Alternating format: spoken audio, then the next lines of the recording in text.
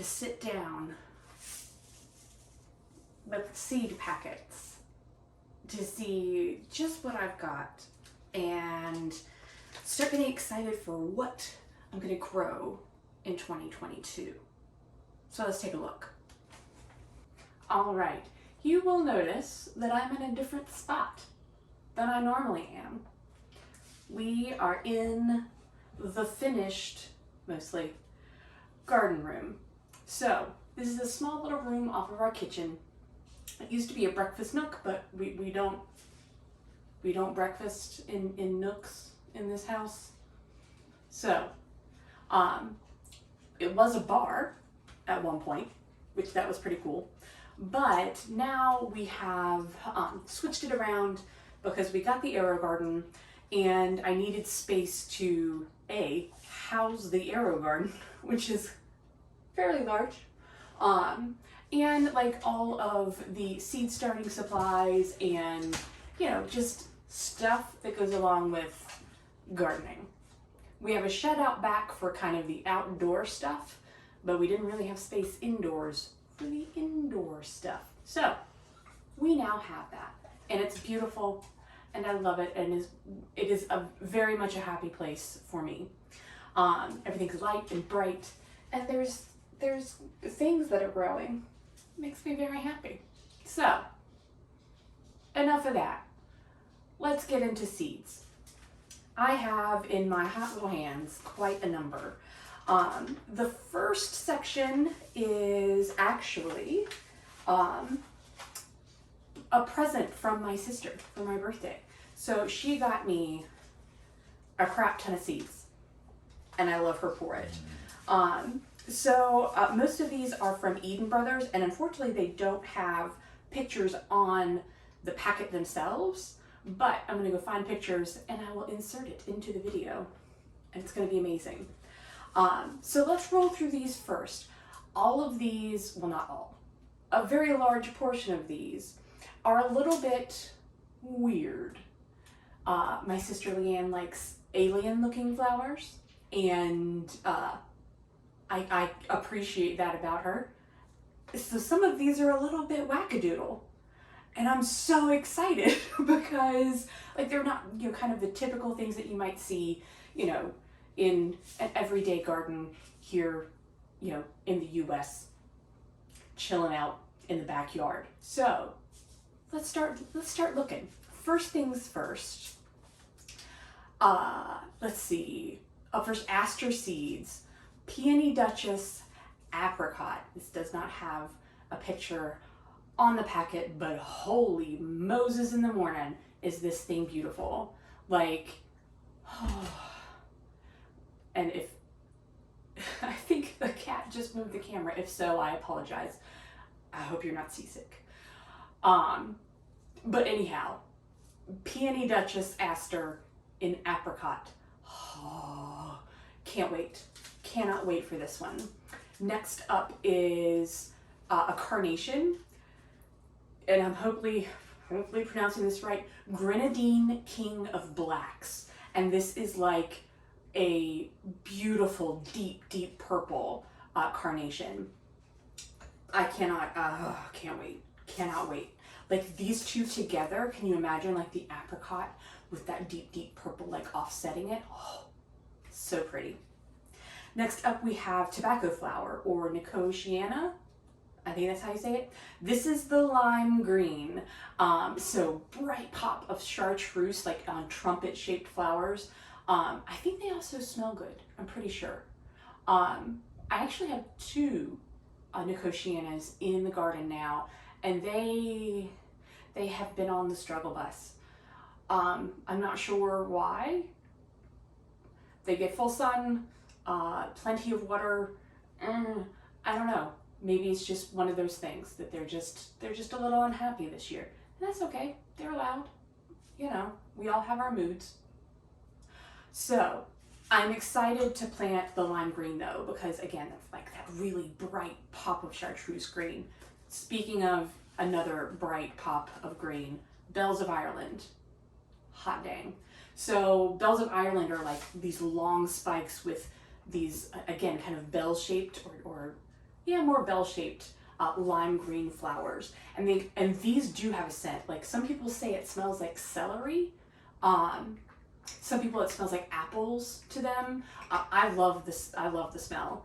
I worked in a florist shop while I was in college for a few years, and one of my coworkers there, I remember, hated the scent, and she was like, "Please don't make me use these." Whenever we would get like a shipment of Bells of Ireland in, so I would make all of the bouquets without Bells of Ireland so that she wouldn't have to.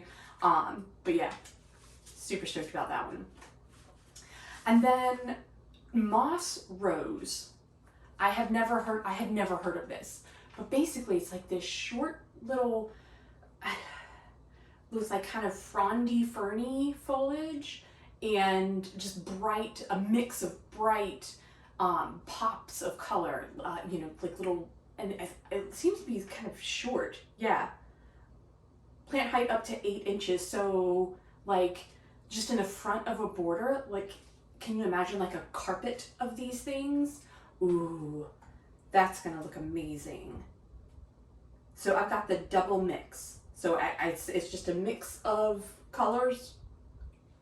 I love mixes because you never know what you're gonna get, and it is a surprise, and it makes me very happy to, like, you know, all of a sudden one day, oh, this one, it's pink over here and there's a yellow one over there, and it, like, that makes me so happy. Does that make you happy? Am I weird? It's all right. Next up is Passiflora seeds. I think this is passion flower vine thing. But talk about alien. Y'all, this looks straight up Martian. Straight up. I'm excited to grow it though. It should be interesting. Like we've got a whole fence around the backyard, so I have plenty of space to like get a vine going and let it romp as it will across the fence. So I'm excited to see what this, it says. Okay, it says it grows up to 180 inches. Excuse me? Good gravy. Oh man. Okay, excited about that one. Let's see. So actually I have a couple that have pictures. Let's look at pictures. First up is Canterbury Bells. And this is, again, a mixed colors. This is a perennial. Like, how cool is that? Let's see. It's a biennial. Okay, that's fine. But again, these are mixed colors, so, you know, colors of pink and white and purple all mixed up together. That's really pretty. Ooh. And then next up are delphiniums, Pacific Giants. That's exciting. And again, this is a color mix, so lilac, darker purple, white, pink, dark pink, all that good stuff. I love delphiniums. I think they're beautiful. That tall, like spiky element. Oh, so pretty. And then again, kind of along the same lines, it's Rocket Larkspur. This is the standard mix, which I guess is part of the delphinium family. Could be wrong. Hi, I'm still learning about plants. But this is, yeah, standard mix. So again, a mixture of all the different kinds of colors. And that spiky plume of flowering bits and bobs. So pretty. Early bloomer in the late spring. All right, let's get after that. And then hollyhocks. Oh, guys. I don't know what it is about a hollyhock, but it speaks to me on a soul deep level. It is so, like, it's an old fashioned flower, and they're like, a lot of them grow like huge, tall, towering spikes with, you know, flowers going up the stalk. And to me, they're just beautiful. I love them. So I have 2 packets of Hollyhock Nigra, and this bad boy is basically black. It is a black bloom. Ooh, Bubba. Let me tell you, talk about like contrast and interest in the garden. Oh, I can't wait. I cannot wait for these things to like get on growing up and being beautiful. I cannot wait. And then, so I've got the black. She also got me Chater's Double White. So it is a double bloom, so roughly goodness, and it's white. Can you imagine the black and the white together? Oh.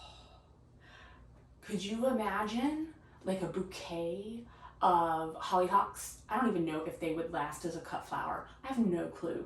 We're gonna try it though. I'm gonna try to do a black and white bouquet at some point next year. Just all black and white. Oh, I can't wait. Cannot wait. And then finally, the final one as a present from my sister is a sunflower called Evening Sun. And it is kind of like a redder and more orangey, rusty sunflower than the traditional like bright yellow with the brown center. I actually have these growing right now. I started them in the Aero Garden and I put them in the ground probably a couple weeks ago. I let them harden off in a pot in soil and then planted them out into the garden, and they are doing fantastic. They're huge. They're massive. Oh, I can't wait. I'm really hoping that they bloom, like, you know, we get a good long bloom time before first frost comes and kills them off. But we've got, first frost isn't until like end of October. Is the average first frost date for zone 7B where I'm at. A lot of times it's later though, like it's usually November, but I think we're gonna have enough time. Fingers are crossed. All right, so these are all of my present seeds and I love them. Thank you, Leanne. I love getting seeds as a present. You know, just saying, hey, buy me seeds, whatever you want. And it's a surprise. Like there are things here that I would never have picked out at all. There are some things that like that peony aster. Oh, Bubba, I cannot wait. All right. So I got those in the mail, and then I got inspired, and I ordered more things, more seeds. From Baker Creek, rareseeds.com. So these are heirloom seeds, which I'm kind of a little confused as to what heirloom means versus like regular. I'm not really sure. I need to look that up. Research, got it. But let's roll through these. So these are all things that I picked out for myself. And I can't wait. All right, first up are some nasturtiums. I think the leaf structure of a nasturtium, those circular leaves, I don't know what it is, but it makes me so happy. And these two, whoo. So first up is Tip Top Alaska Salmon. Would you look at her? Look at her. Gaze upon her beauty. So we have variegated leaves. Pretty sure. Yeah, they're variegated. And then this beautiful salmon corally goodness with yellow margins. And I like, ooh, that is so pretty to me and so cheerful. I love a cheerful flower. So that's that kind. And then I thought mixed together with it, like kind of like in a drift of both varieties, the nasturtium Yeti. So my husband is obsessed with Bigfoot. He's not obsessed, but he enjoys Bigfoot stories. And I had to get this because Yeti. Like how could I not? Also, look at that beautiful little yellow flower. So cute. So imagine, hold on. Let's see if we can do this. Imagine these two together, kind of intermingled. Oh, can you even? I can't. All right, next up, guys, this is like, we're taking it back to old school English cottage garden goodness with this next one. It's Heliotrope. So, and I'm gonna pronounce this totally wrong. Ogrodowie cherry pie.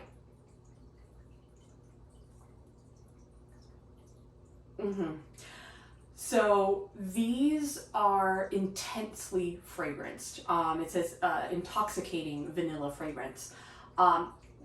Thank you. Yes, please. I'll take that any day of the week. And it's such an old-fashioned seed old-fashioned flower. I'm just really excited to see if I can grow it here. And I did not know it, but it is native to Peru. I did not know that. How fascinating. But yeah, little itty bitty purple flowers that smell like vanilla. Sign me up. Sign me up right now. And let's see, we're gonna go, sorry, let me get a little organized here. Okay, next up is spotted Bee Balm. And for whatever reason, the structure of this just spoke to me. The structure and the color. And I think it's just beautiful.